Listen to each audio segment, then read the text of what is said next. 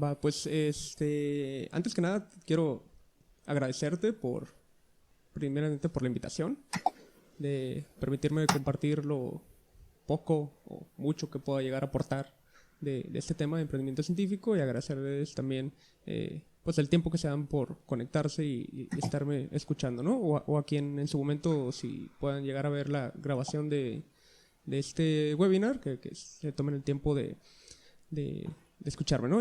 Como te comentaba hace un momento, es la primera vez que estoy del otro lado de un webinar, y así que estoy un poco nervioso, ¿no? Pero la verdad sí me siento muy halagado y por la invitación.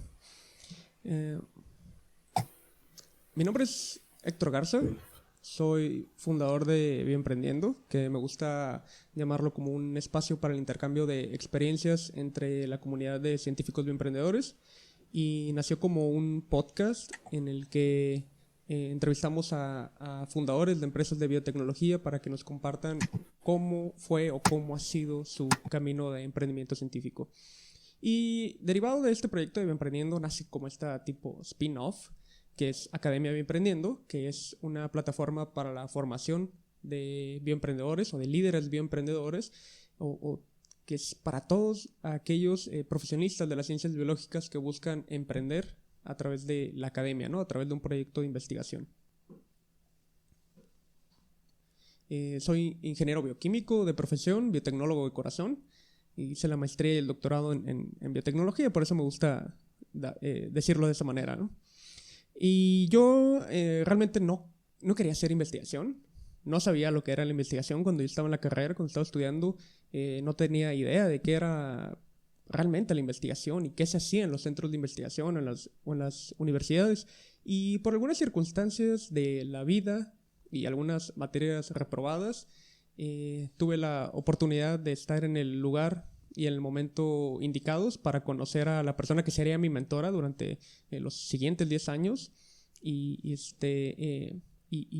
pues gracias a eso precisamente conocí a la doctora Gracia Gómez, y con quien es en gran medida responsable de mi formación como biotecnólogo, ¿no? Y de lo que llegué a aprender sobre biología molecular, biotecnología vegetal, ingeniería genética, etcétera, ¿no? Y como les decía, yo no quería hacer investigación porque además mi carrera estaba un poco más enfocada al área de los alimentos, la especialidad era en alimentos, y yo tenía un poco más de inclinación hacia el área de aseguramiento de la calidad, por lo que pues investigación ni siquiera me figuraba. Pero gracias precisamente a que conocí a la doctora Gracia, quien llegó al salón de clases en el que yo estaba a hacer una invitación a un verano científico que bueno, aquí en México los veranos científicos son organizados por la Academia Mexicana de Ciencias, y ahí también los organizan los mismos centros de investigación, las universidades, de manera bueno, privada, ¿no? Ellos mismos los organizan. Y la idea es que un estudiante de pregrado pueda pasar todo un verano, ya sea un mes y medio, con un investigador desarrollando un proyecto de investigación. Y pues bueno, definitivamente como yo cumplía con uno de los requisitos mínimos que solicitaban, que era tener un promedio mínimo de 8 y apenas lo alcanzaba, pues bueno, decidí ir a probar suerte, ¿no? Además de que la doctora durante su plática me convenció porque mencionó que trabajaba con nitrógeno líquido, ¿no? Entonces yo me imaginaba así como congelando cosas como en la película de Terminator. Entonces decidí ir a probar suerte a un centro de investigaciones, y estando en ese centro de investigaciones me di cuenta de que estaba pasando algo, de que hay una situación que se da en la mayoría de los centros o en las universidades, y que es algo que me inquietó mucho. Y es precisamente que se está invirtiendo mucho trabajo, mucho tiempo, mucho esfuerzo en desarrollar investigaciones para que lleguen a terminar en un documento que muchas veces pues no se va a leer, ¿no? Estamos hablando de una tesis, de un artículo. Y no solamente tiempo de las personas invertido en este tipo de trabajos, sino que también recursos financieros. Y son recursos financieros que aporta el Estado para que al final de cuentas los investigadores puedan llegar a cumplir con las exigencias que pide actualmente el sistema, ¿no? Porque recordemos que, bueno, al menos en México, la productividad de los investigadores se mide en tesis, artículos y estudiantes graduados, ¿no? Entonces, es algo que a mí me inquietó y de cierta manera como que me molestó que no hubiera un poco más allá, que lo que se está desarrollando en estos centros de investigación no esté impactando a la sociedad o a la industria. Entonces yo me empecé a cuestionar si realmente la población sabe qué tipos de investigaciones se están realizando en nuestras instituciones y qué impacto están generando ellas en la sociedad, en la industria, en el medio ambiente, ¿no? Y bueno, yo vivo en la ciudad de La Paz, aquí, en este puntito por aquí, en la ciudad de La Paz, en el estado de Baja California Sur, al noroeste de México. Nuestra ciudad cuenta con 2 centros de investigación de alto nivel, que son el CICIMAR, el CIBNOR, que es donde yo realicé mi maestría y mi doctorado, el Tecnológico de La Paz, que es el que tiene la carrera de Ingeniería Bioquímica, y la Universidad Autónoma del Estado, que cuenta con la carrera de Biología Marina, una de las carreras de Biología Marina más importantes a nivel Latinoamérica, tengo entendido. Y la verdad creo que somos un estado bastante privilegiado al contar con este tipo de infraestructuras. Somos un estado, una ciudad de alrededor de 300,000 habitantes y me parece que somos el estado con el mayor número de investigadores o estudiantes de posgrado per cápita, ¿no? Pero el problema es, ¿cuál es la retribución a la sociedad de lo que se está haciendo en estas instituciones, ¿no? Porque sigue todavía sin llegar, al menos la comunicación de lo que se está haciendo en cuanto a las investigaciones y en qué se están gastando esos recursos. Entonces, bueno, yo llego a la maestría, al grupo de biología molecular de plantas, en donde trabajábamos de todo, menos biología molecular de plantas. De hecho, creo que yo era el que más se acercaba a eso, porque trabajaba con organismos fotosintéticos como las microalgas. Entonces, yo siempre procuré, o bueno, siempre me propuse que cuando fuera a desarrollar un proyecto de investigación, pues fuera a tener una potencial aplicación. Entonces, cuando llego a la maestría, me plantean pues, resolver este problema, ¿no? Que era un problema que afecta a productores acuícolas de Lutjanus peru, que es este pez comúnmente conocido como huachinango y que se lo pueden comer zarandeado, está muy rico. El cultivo de este pez lamentablemente no podía ser completamente cerrado.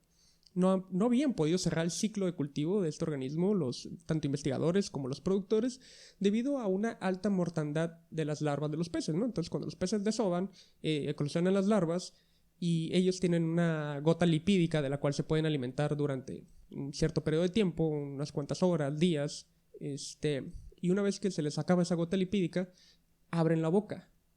El problema que tenían era que no encontraban un alimento del suficiente tamaño para alimentarse, ¿no? Y eso ocasionaba una alta mortandad de los peces. Entonces, ¿cuál era la propuesta que nosotros teníamos? Administrarles una hormona de crecimiento. El problema era cuál y cómo le ibas a administrar. No podíamos simplemente tomar a los peces e inyectarlos con una jeringa porque los ibas a atravesar y porque además las larvas son milimétricas, o sea, no las puedes tomar tan fácilmente.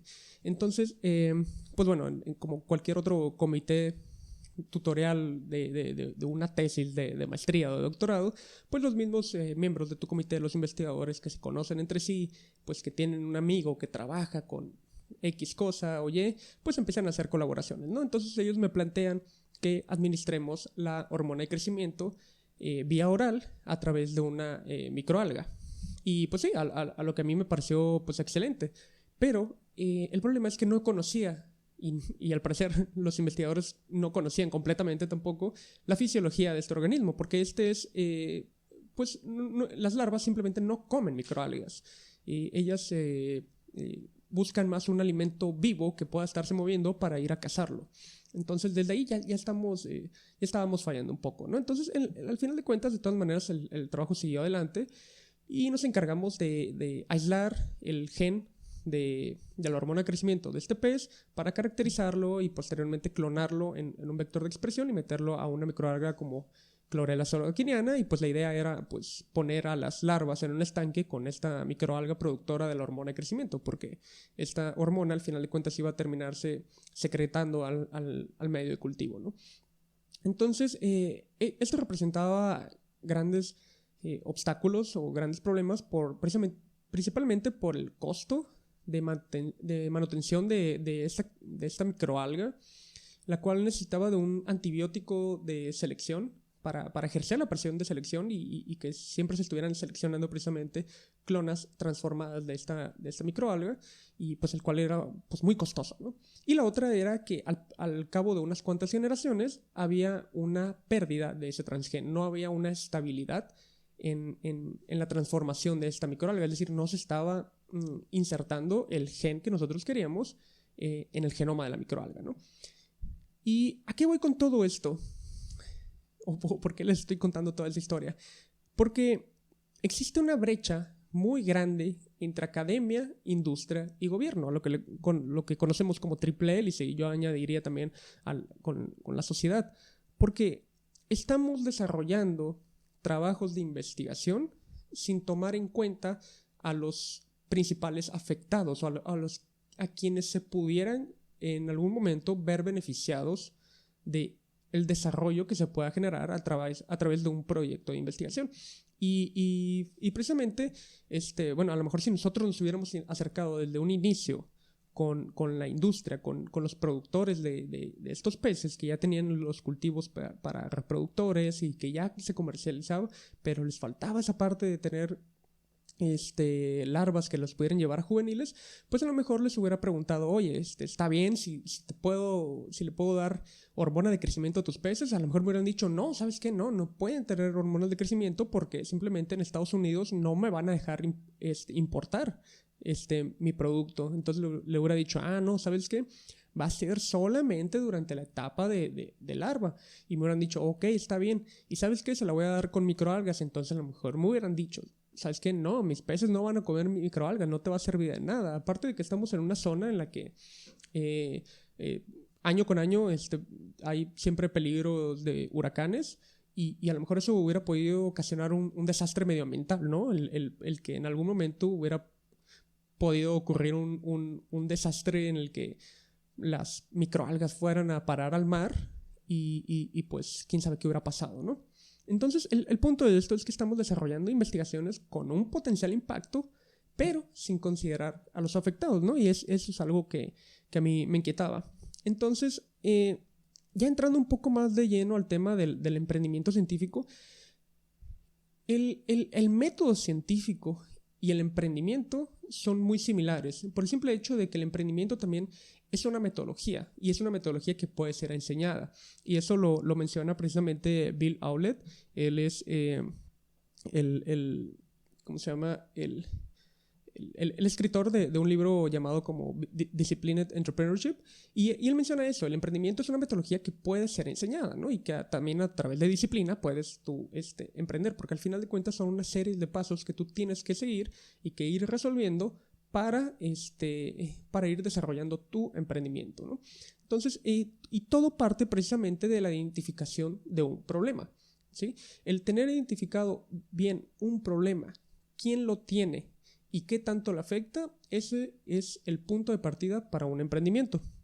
Entonces, el problema también es que, salvo algunas excepciones, en pocas, o más bien en la mayoría de las instituciones de educación pública, de universidades, de centros de investigación, en posgrados, no tenemos una formación como emprendedores. Entonces, ¿qué es lo que pasa cuando queremos emprender un proyecto desde la academia, que un proyecto de investigación lo queremos llevar al mercado? Que no sabemos cuál es el primer paso que tenemos que dar, no sabemos por dónde irnos. Entonces, aquí les muestro hacia grandes rasgos cómo puede llegar a ser los primeros pasos en el camino del emprendimiento. Aquí se muestran nada más 5 pasos, y realmente el camino es mucho más largo, pero vamos a irlos desglosando un poco a poco, bueno, cada uno, en donde debemos de partir primero, y me gusta decirlo así también, de encontrar nuestra pasión.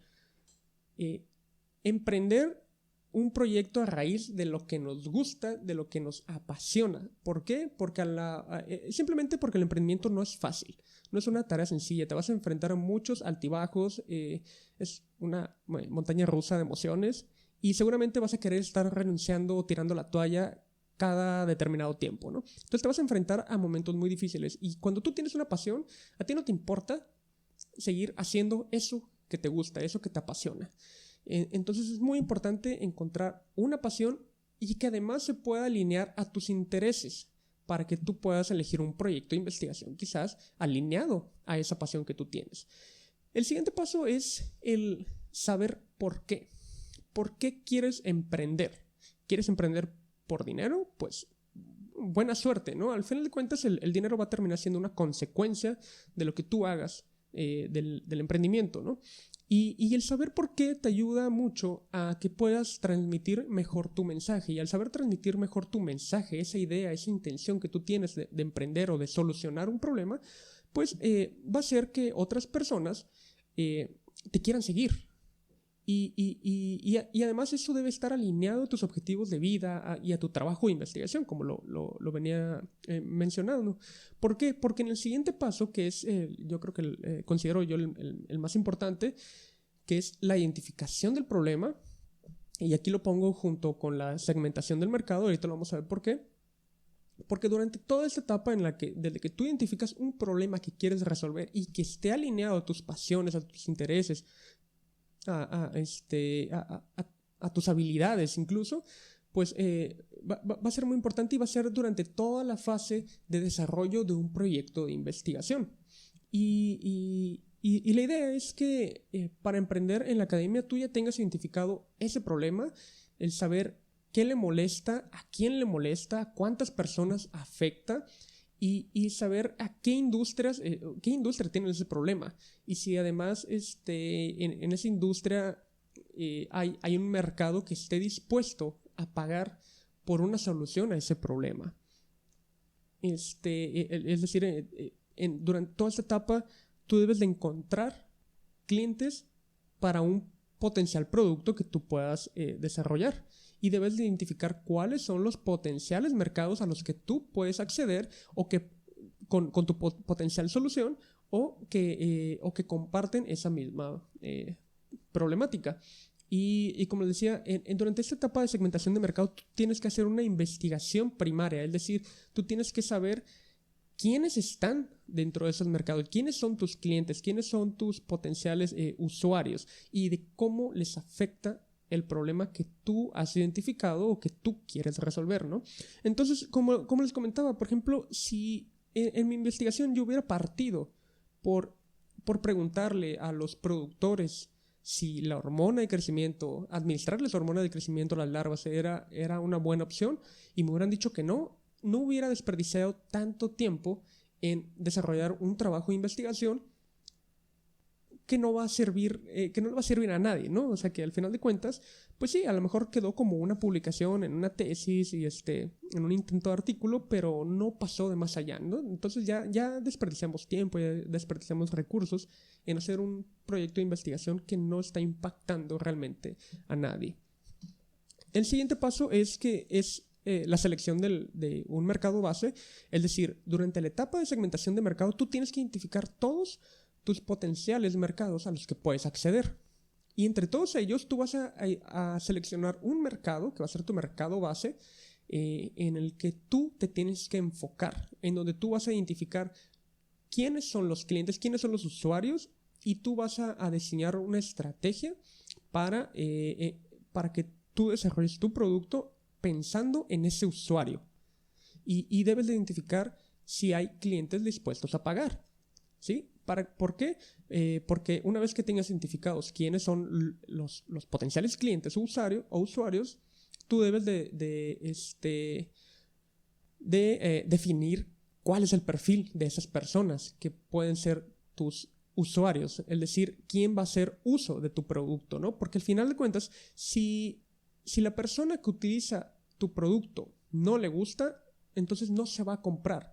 Y vamos a hacer aquí un poco la distinción entre un perfil de usuario y un perfil de cliente, entre que el usuario es quien va a utilizar el producto, no necesariamente es quien va a pagar el producto.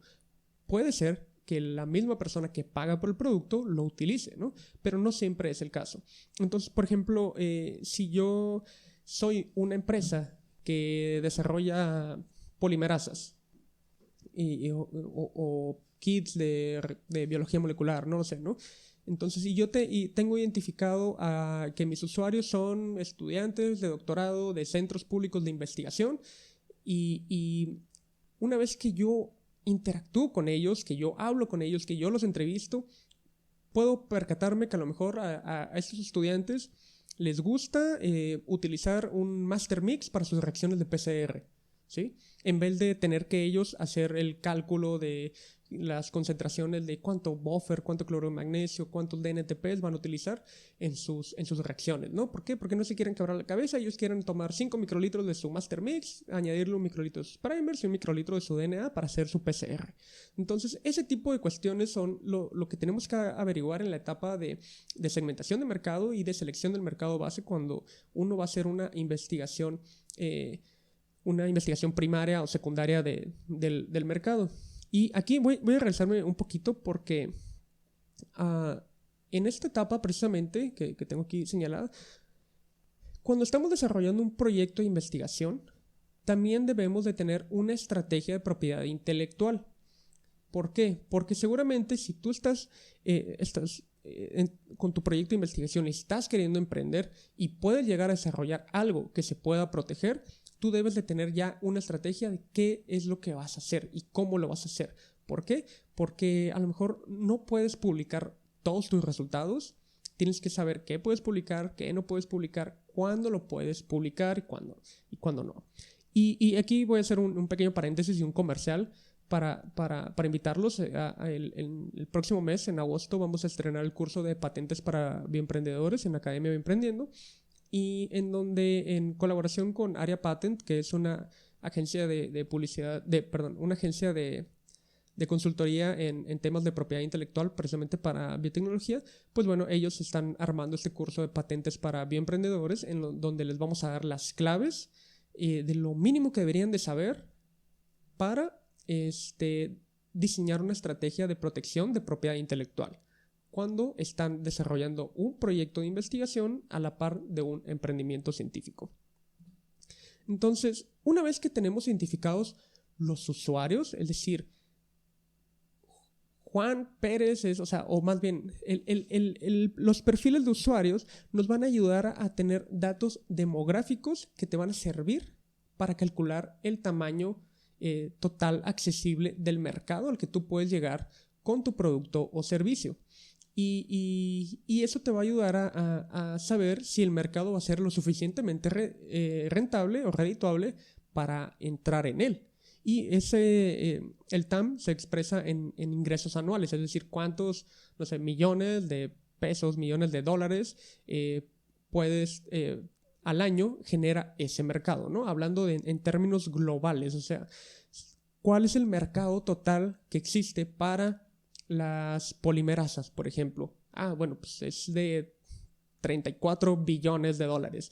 Pero posteriormente va a haber pasos en los que tú tienes que reducir ese mercado y seguirlo segmentando tanto hasta que tú te puedas quedar con una fracción de ese mercado en la que tú puedes alcanzar clientes con tu producto y servicio a través de tus canales de venta, a través de tus canales de distribución. Eso es todo un proceso, pero la idea es tener el cálculo del tamaño total del mercado, que al final de cuentas estos números que te va a dar son considerando que como si no tuvieras competencia y como si todos los potenciales clientes te fueran a comprar tu producto, ¿no? Entonces por eso se hace como un análisis top-down, le llaman, es en donde tú partes a lo mejor de todo este volumen total que puede haber de un mercado al que tú puedes acceder y lo vas acotando o reduciendo, ¿no? Hasta que tú obtienes el total de potenciales clientes a los que puedes tú acceder realmente, ¿no? Pero yo mencionaba el ejemplo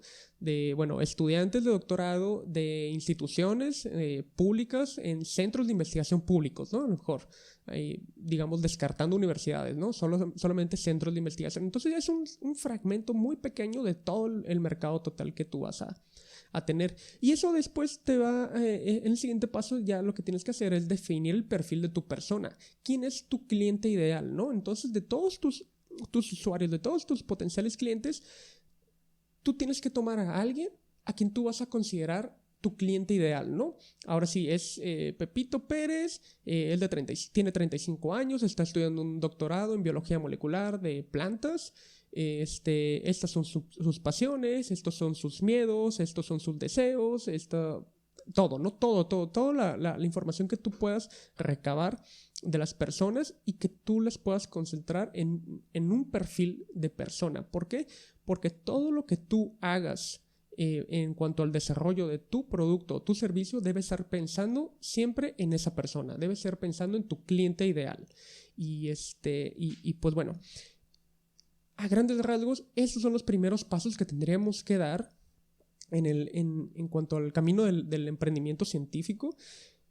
Obviamente esto es solamente el inicio, vienen muchos pasos más, pero considero que esta es la parte en la que tú tienes que aprovechar que a lo mejor si estás en una institución, tú tienes que aprovechar los recursos que recibes de esa institución para desarrollar ese producto o servicio. ¿Por qué? Porque de lo contrario, difícilmente tendríamos acceso a un laboratorio, difícilmente tendríamos acceso a otros recursos, ¿no? Entonces, por ejemplo, en México es casi un hecho que si entras a un posgrado, tienes acceso a una beca de CONACYT, es una beca de manutención que te va a ayudar, pues, al menos a dedicarte tiempo completo a tu posgrado. Entonces, si ya vas a estar dedicado tiempo completo a tu posgrado, de una vez ve armando a la par un proyecto de emprendimiento, si es que esa es tu intención, ¿no? Obviamente todo parte de qué es lo que quieres, por qué lo quieres hacer, de cuáles son tus pasiones y siempre y cuando todo esto esté alineado a eso que tú quieres. Quizá el emprendimiento no es para todos, no todos están interesados en emprender, o sea, eso es un hecho. Pero hay que considerar al menos estos pasos para comenzar en ese camino, ¿no? Ya después vendrán, a lo mejor hay que tener siempre en mente que también cualquier desarrollo que realices en una institución de educación, pues bueno, no te va a pertenecer a ti, le va a pertenecer a la institución, pero bueno, hay modelos de transferencia de tecnología en donde tú puedes hacer uso de ese desarrollo que tú realizaste y ¿cómo se llama? Y pues de ahí nacen las spin-offs, por ejemplo, ¿no? Un spin-off que nace de un centro de investigaciones a raíz de un proyecto de investigación que tú trabajaste, ¿no? Entonces, bueno, estas son las consideraciones mínimas que hay que tener. Bueno, de mi parte es todo. Saben que nos pueden contactar por redes sociales. En todas nos encuentran como @bienprendiendo. En nuestra página web es bienprendiendo.com, en donde van a poder encontrar el blog y también el podcast.